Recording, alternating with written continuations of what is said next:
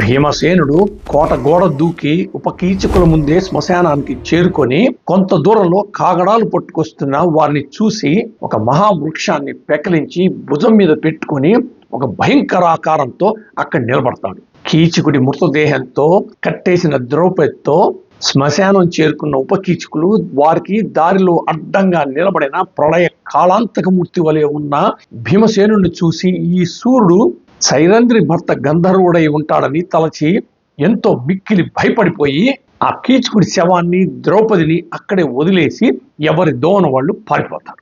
కొందరు చెట్లపైకి ఎక్కుతారు, కొంతమంది నీటి గుంటల్లో దాక్కుంటారు, కొంతమంది గుబురు పొదల్లో దాక్కుంటారు, కొంతమంది పరిగెత్తలేక అక్కడే కూలబడిపోతారు. భీమసేనుడు అన్ని వైపులా వెదికి తన చేతనున్న మహావృక్షంతో ఒక్కొక్కరిని పట్టుకుని చిత్రహింస చేసి ఒక్కరిని కూడా వదలకుండా మొత్తం 105 మందిని సంహరిస్తాడు.